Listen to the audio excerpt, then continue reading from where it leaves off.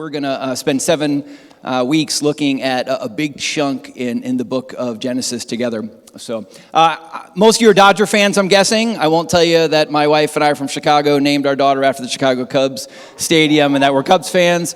But this week, if you saw online, the Dodgers released their 2024 MLB Nike City Connect jersey. So if you're not familiar with baseball now, what they've started doing as a marketing ploy to sell more stuff, because this is what baseball is, it's a business, is that every year they create a unique jersey that somehow represents the essence of the city.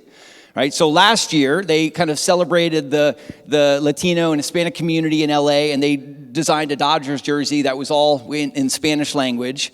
And this year they've kind of put the D and the LA together and made this new logo. And then as part of the press release, they wrote this. I don't know if you can read it, so I'll read it to you. It says, "Los Angeles is a city of dreamers. A place where people come to pursue greatness, a city filled with people shooting for the stars, chasing what many believe to be impossible, a place where dreams can turn into reality."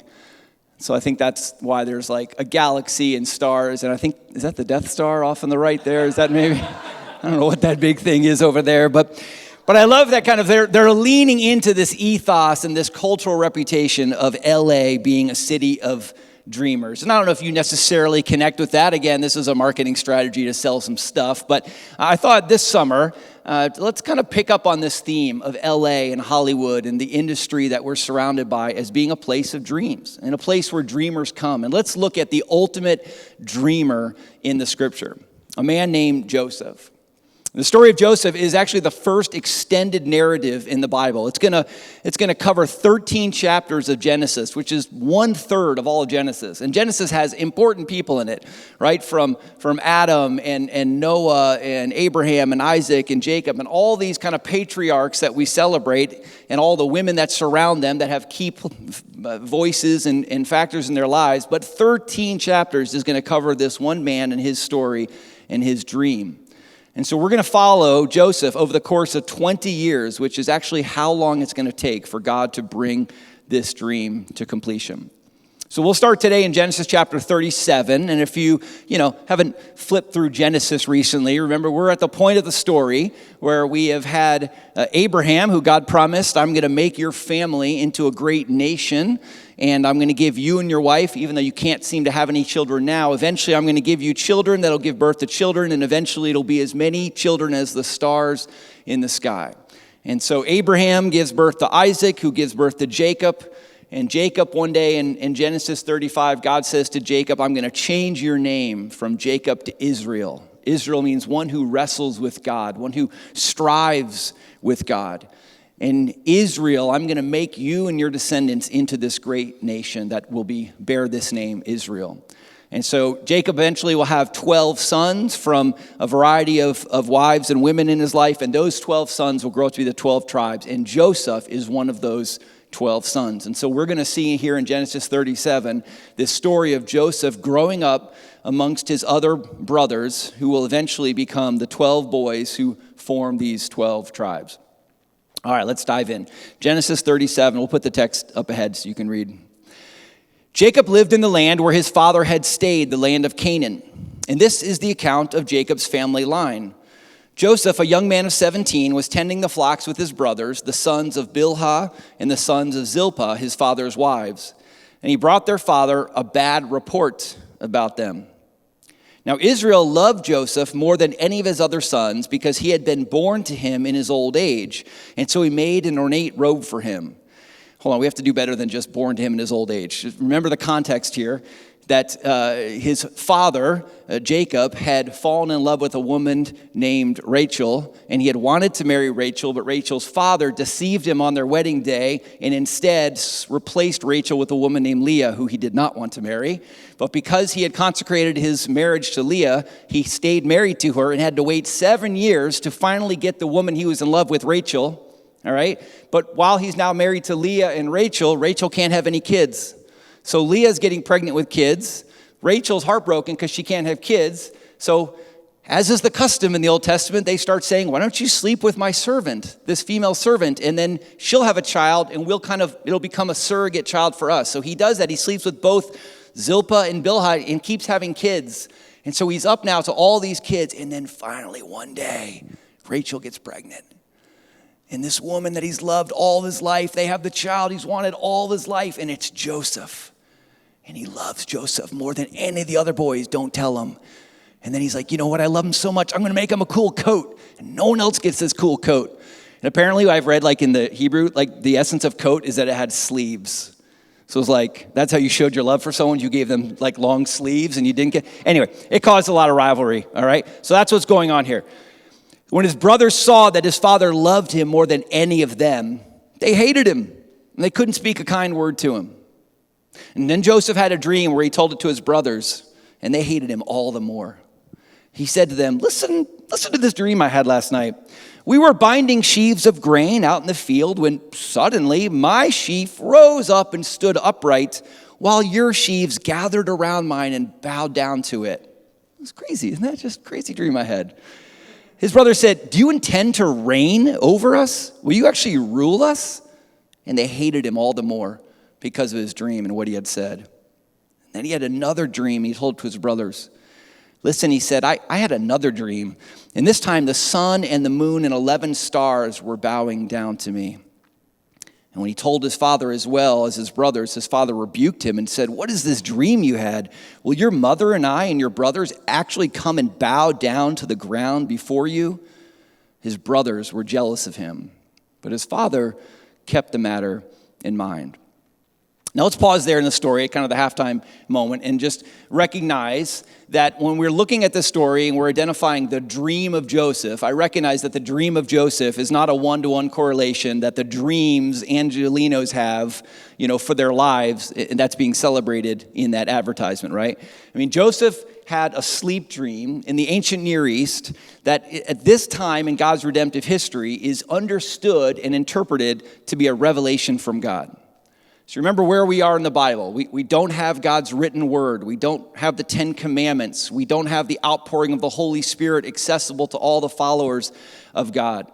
All we really have is God's prophetic revelation, which sometimes comes like it did to Abraham through a voice, a word, and sometimes shows up in dreams like it did with his father Jacob, who had the latter dream. And now Joseph has a dream in which God is revealing something to him. Dreams are understood by Joseph and his brothers to be prophetic revelations by God about what was going to take place.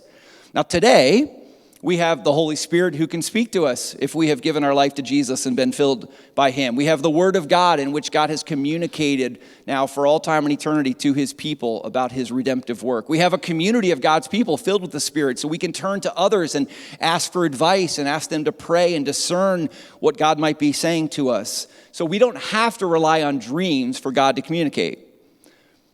Now that being said, God can still speak through dreams. And I don't know if you've ever had that experience. I had one in 2019. I was in the process of writing a book, and I had sent it into my editor, and she had sent it back to me. I was in the process. I had just done 5 days of edits and rewrites, and I got the whole thing ready to send back off again. And as I went to save it, because of the Wi-Fi, the whole thing got corrupted and disappeared, gone from my computer. And I spent an entire day looking for it. Downloaded every program you could imagine, tried to get everyone's help. I was on every Reddit. How do you find? Gone, couldn't find it. I was weeping by the end of the night. And I thought, oh my gosh, I'm not starting over again. That thing's dead. That book just exists somewhere, but I'm not writing it again. That night I had a dream.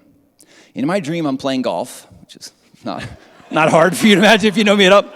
I'm playing golf, but I'm playing golf with one of my college friends who had committed suicide, a fraternity brother of mine. And I keep looking at him, his name was Ray, and I keep being like, Ray. And I finally say to this other guy in our group, in my world, Ray's dead. He died, he committed suicide. And he said, and this guy says, oh no, in this world, Ray's been resurrected. And I was like, oh, okay, like you do in a dream, just hit my shot, and fine. And then I woke up. And when I woke up, I remembered the dream, and I immediately had this, what I call now an interpretive thought. Meaning I felt like God in that moment helped me understand this dream he had given me. And the phrase that came to my mind was, your book is going to be resurrected. And that was so hard to even believe because I was I couldn't get all day I kept thinking about that. And sure enough, that night, 7 o'clock, through a variety of circumstances and some random pieces of advice, I'm sitting on the laptop, I'm sitting next to my wife, and all of a sudden I go, oh my gosh, there it is. And I just start crying. And it's incredible. And I'm like, oh my gosh, God told me that was going to happen, and it happened. Now, that's the only time in my entire life I've ever had that happen.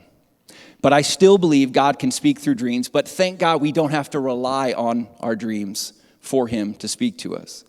Nowadays in our culture, when someone says they had a dream, isn't that fun? I had this dream last night. Can I tell you about it? You're like, oh no, please. Nobody cares. Nobody cares about your subconsciousness working through your moments of the day or processing life. We tend to view dreams more through that lens of kind of science, but it's worth listening to dreams, and maybe God is communicating to us. But notice very clearly that when these brothers heard the dream, they interpreted it and assumed that it was a prophetic picture of the future. And that's why they're so upset. Joseph was insinuating, God showed me something that will come to pass, and it will have a consequence for you. And the theme of Joseph's two dreams, that what really gets under the brother's skin, is this idea that there's going to be an upcoming inversion of power and honor. That one day soon, the youngest, and technically we'll find out he's not the youngest, there's a younger brother younger than him too, but the youngest or the younger of these brothers will be placed in a power position over the older brothers. And it just sets these brothers off. Like, it's bad enough that dad likes you more, but now you're telling me we're going to bow down to you one day? That's insane. That's crazy. The reality is the oldest brothers of the 12 brothers, they probably had boys who were the age of 17. So can you imagine your little 17-year-old kid brother telling you that we're going to bow down to you? I'm like, I got kids older than you, man. Shut up. It was such an offense. Who do you think you are? And so it gets under their skin and immediately causes a reaction. Now, in modern language, of course, when we talk about dreams, we don't just refer to the things that happen to us in sleep. We think about dreams as being a future vision of a preferred reality that we long to come to pass. It's this passion of our heart for what might be of our life. And so a dreamer is a person who's clinging and holding on to a hope of a better future, of something that they want to come true. And now, while we cling to that dream, most people don't necessarily think that God has promised it to us. We may be holding on to it in faith and see God as part of it, but I don't know many people who've said, I have a dream for my life, and I know for absolutely sure God will give it to me. When someone says, I dream of getting married and starting a family, or I dream of owning my own business or my own home, or I dream of winning an Oscar, they don't usually mean God revealed to me I'm definitely going to win an Oscar, put money on it. No, it's a desire of their heart that they might be praying about and longing for. But here's where the two definitions of dreams really come together for us today. Because if we're honest, most of our dreams for the future that we hold on to as a city of dreamers, they share the same theme as Joseph's dream. It's usually a dream of future success or honor or wealth or deep fulfillment. People don't daydream about suffering and misery for themselves. They don't get a party together on New Year's and say, let's do vision boards, and everything on their picture, is like poverty, dishonor, failure, disaster. Hey, here's my... No. We dream about more money, more influence, more power, more success, more fulfillment. They cling to a dream of a preferred future where the circumstances will be different and I will feel more and satisfied. And that's ultimately what Joseph is feeling in his heart. I think for Joseph, these two definitions absolutely come true. If you reveal to a teenage boy who's got 10 older brothers that one day you will rule over them, you don't think that becomes a preferred vision of the future in his mind? Like, really, they won't beat me up and, kind of harass me anymore. They'll take me seriously. They won't hate me, but somehow I'll actually be in a position of honor in front of them. Yes, please. I'll cling to that dream. I bet that sleep dream that Joseph had becomes a preferred future dream that he holds on to in his heart, longing for it to come true, even if he doesn't fully understand it. But things are about to change for Joseph. Let's keep reading the second half of the story here. Now his brothers had gone to graze their father's flocks near Shechem, and Israel said to Joseph, remember Israel, his father's new name, as you know, your brothers are grazing the flocks near Shechem. Come, I'm going to send you to them. Very well, he replied. So he said to him, go and see if all is well with your brothers and with the flocks, and bring word back to me. So he sent him off from the valley of Hebron. And when Joseph arrived at Shechem, a man found him wandering around the fields and asked him, "What are you looking for?" He replied, "I'm looking for my brothers. Can you tell me where they're grazing their flocks?" "They've moved on from here," the man said. I heard them say, 'Let's go to Dothan.'" So Joseph went after his brothers, and he found them near Dothan. But they saw him in the distance, and before he reached them, they plotted to kill him. "Here comes the dreamer," they said to each other. I love in the King James Version, they go, "Behold, the dreamer cometh." I was like, isn't that like dripping with sarcasm and just resentment? The dreamer cometh. It's like Shakespearean almost. "Here comes that dreamer. Come now, let's kill him. Let's throw him into one of those cisterns, one of those wells, and we'll say that a ferocious animal devoured him, and then we'll see what comes of his dreams."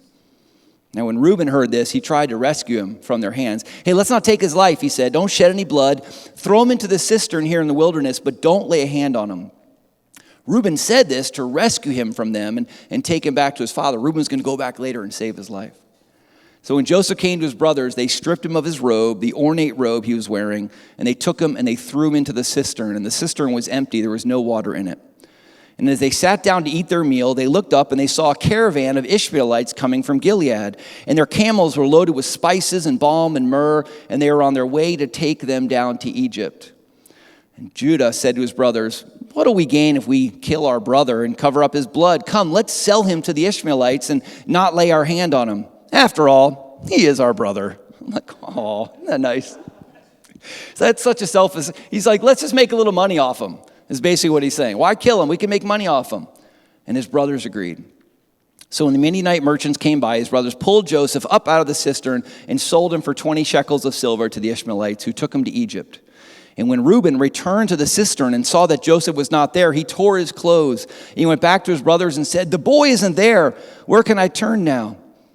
And then they got Joseph's robe, and they slaughtered a goat, and they dipped the robe in the blood, and they took the ornate robe back to the father and said, "We found this. Examine it to see whether it's your son's robe." And he recognized it and said, "It is my son's robe. Some ferocious animal has devoured him, and Joseph has surely been torn to pieces." And then Jacob tore his clothes, and he put on sackcloth, and he mourned for his son for many days.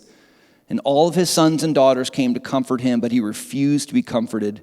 "No," he said, "I will continue to mourn until I join my son in the grave." So his father wept for him.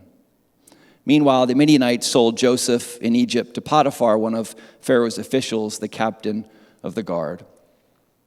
Now, in studying this and thinking about this week for our community, it would be really easy for me to just kind of wax eloquent this morning about how we're all like Joseph the dreamer living in the city of dreams, right? And there's all sorts of possible applications that we have to cling to our dreams even when life gets us in the pits, and that there are going to be people who doubt our dreams and maybe even betray us on our way to our dreams. And so we have to persevere and trust that God's at work. And I'm sure all those applications would kind of warm our Hollywood dreamer hearts and make us feel like we can make it and keep pushing on.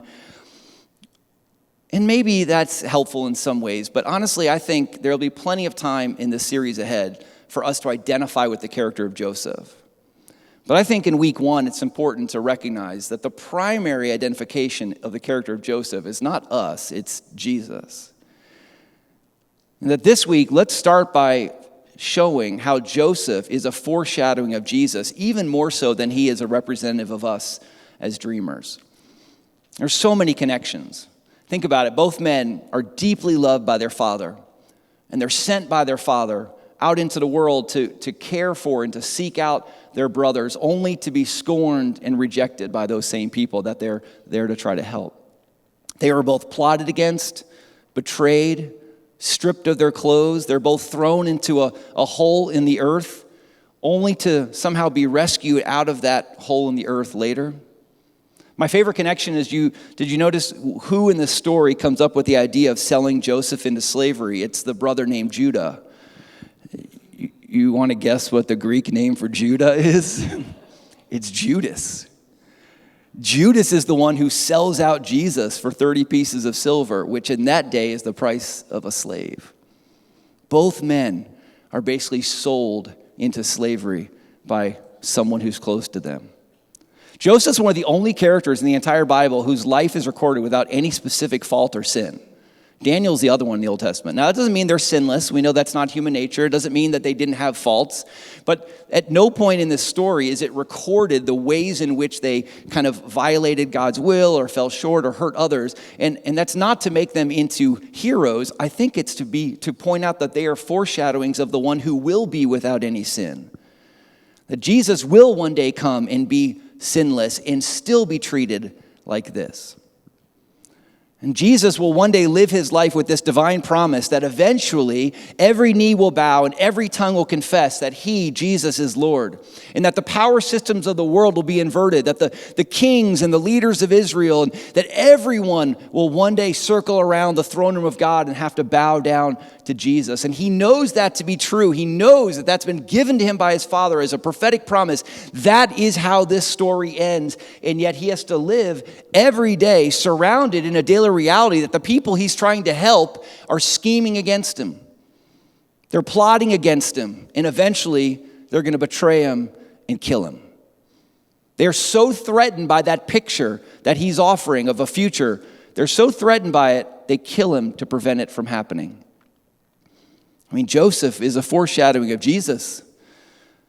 And there's some ways that, yes, we could identify with Joseph as dreamers. May I suggest that this week we let Joseph be Jesus, and we ask, is there any way in which we might be more like the brothers? The brothers are the ones who interpret Joseph's dream as a threat to their established place in the world. It's a threat to their level of comfort and control and security. They assume that this dream, this fulfillment of the dream, that having to bow down to their kid brother is somehow going to be a way of diminishing them, of oppressing them, of making things worse for them, right? That's human nature to think if I have to worship someone else or bow to someone else or give up power to someone else, then I'm going to be weak, they're going to be strong, and it won't go well for me. But what they don't know, and maybe you don't know if you're not familiar with this story and haven't read it in a while, is that image will actually come to pass. Regardless of their efforts, God's will cannot be thwarted, and they will one day, even the father and mother will one day circle around Joseph and bow to him in honor. But here's the thing. On that day, they're going to actually do it willingly. They're not going to be angry like they are today. Because the day that comes to pass, it will be after a season of famine in the land when their entire family is dying of starvation. Their wives, their kids, their parents, that no one has any food. And the only thought they have is maybe this nation of Egypt that we're trying to basically protect ourselves from, maybe they have food. Let's go and see if they would have mercy on us and give us some food. And they'll walk in and won't believe their eyes, and it'll take them a while to even recognize that the leader of Egypt, who has the power to give them food or not, is their brother Joseph they thought was probably dead. And in that moment, when they realize that their own flesh and blood has the power to help them, they will willingly fall on their knees in front of him and say, "Oh my gosh, please, brother, help us." The idea that Joseph will be in power over them is going to be their redemption. The dream is good news, not bad news for the brothers. But listen, they don't have enough faith in God, the dream giver, to see that. They don't believe that God could be good enough to foreshadow this dream and that this dream will be good. It will actually be for their redemption. And I think that's the more powerful metaphor for us in our lives today, that the scripture has revealed for all of us a future where Jesus will rule as king over all the earth. That every knee will bow and every tongue will confess. And on that day, it'll be for our good and not for our harm. That it'll be the greatest moment of our life to stand and bow and surrender and lay our crowns at the feet of the ultimate king. And to be in his presence like we try to today when we sing and worship him and try to imagine being in that throne room. And yet, even knowing that one day that will be true and be good, we still live in stages of rebellion and resistance today. To worship Jesus in every area of our life, to actually surrender all to him, to obey him completely, it feels to our human nature like a loss of power. It feels like a loss of autonomy. It feels like a loss of independence. I mean, it might actually damage my reputation in society. It might prevent me from achieving the other things that the world says I should achieve to be successful. And so we resist and we scheme and we try to avoid that reality. And in our own ways, every act of sin, every form of rebellion is just a way of throwing Jesus into the pit, like Joseph, and going, just get out of here. Let me do it my way. We marginalize him so we can maintain control and power and freedom at all costs, like the brothers. The reality of human nature is just like in this story, a famine occurs in the land that drives these brothers to desperation. A famine always occurs in the land of pride and selfishness. And anytime we marginalize Jesus to be autonomous and put ourselves first and worship ourselves, it will always lead to a famine in the land. It will never provide for us. We are never meant to be the center of power in our own life. And on that day, when we look around and realize, where do we go for help? Who can feed my soul that is so desperate and empty from what I've been pursuing? Where do I turn? The answer will be to go back to the same prophetic vision that we resisted, which is to lay down our power and control at the feet of Jesus and to say, I don't want to wait for that day to come when every knee will bow. I want that day to be this day. On that day, we will realize that Jesus had a plan for us, and what he had revealed for us was for our good and not for our evil. And on that day, we will wish that we had bowed down quicker on this day. So 2 applications just to close for us. One kind of individual and then one more collective. Individually, just to state it clearly, Jesus invites each one of us now to embrace this great inversion of power that will one day be a reality. One day, the King of Kings will restore this world to the way God intended it to be, and we will bow before Jesus.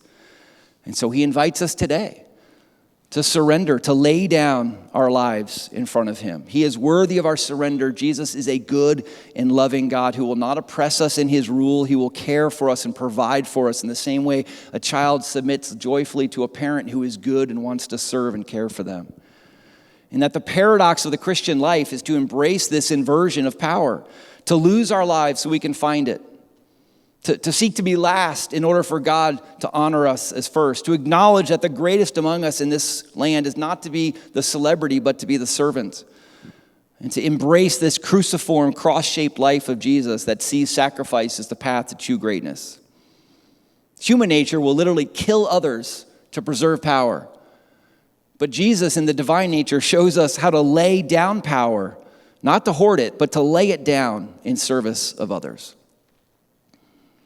That's the invitation for all of us and God's prayer for us, that we would willingly become worshipers and invert and join Jesus' inversion of power in the world. And that leads to, I think, a second collective application that I admit won't apply to everyone in this room based on your life experience. But I feel the need in our culture today to make a confession as a white Western male and Christian, 3 words that have described groups that have a lot of power and historically have been atop the power structure. I feel the need to just kind of confess publicly that my people are not responding well to the inversion of power in the world. That we are responding a lot like the brothers in this changing world, that is decentering and removing what we have inherited as established power.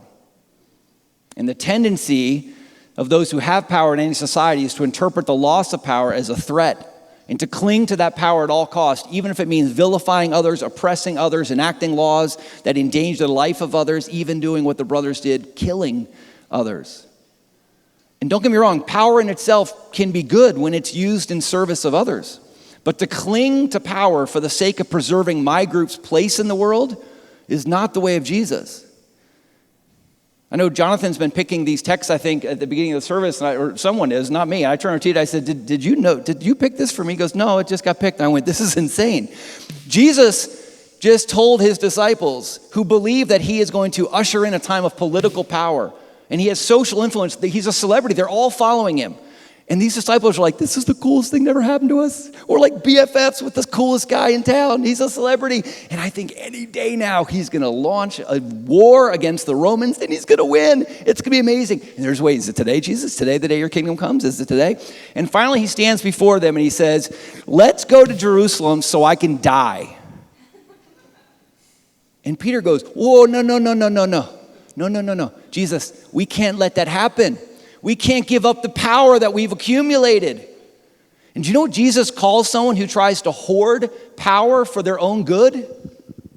Satan. He looks at his best friend and goes, Satan, get behind me. Historically, power has done more to corrupt the nature of the church than to purify it. And if Jesus sees to it in his providential will to allow America into an inversion of power dynamics so that Christianity is no longer the dominant religion or has the cultural influence that it has always had, or that the white Western culture no longer has the influence that it once had, is no longer the majority. My calling as someone who identifies with those things is not to cling to power at all costs. It's to look to the future where I know Jesus will one day rule and just surrender it all to him now. And any power he lets me have, any scraps at the table, my job is to use those in service of others, regardless of their gender or race or religion. A Christian's power or influence doesn't come from economic power or political power or social power. It comes from the power of Jesus alive in us to love and to serve others the way he does. And the only way to do that is to embrace this cruciform way that puts others first. Again, I recognize that collective application does not apply to everyone in this room. But as a white, Western, male Christian, I feel it needs to be confessed on behalf of people like me who are doing a horrible job at reckoning with this loss of power and are doing everything in their will to hold onto it at all costs in a way that does not at all look like the nature of Jesus and is killing the reputation of the church in our country. And I just love that Media City is a church that equally honors male and female in leadership, and that we're a beautiful multi-ethnic community, and that our leadership models mutual submission to one another in relationships and total submission to Jesus in all things. There's other applications that God may want to make to you even right now, so I'm going to pause, we'll stop, and we'll do what we always do in this moment, which is allow the Spirit to speak to us directly and to allow him to convict or convince or lead us in some area of truth from this message so that we can look more like him in our lives. Let's quiet our hearts and listen to him now.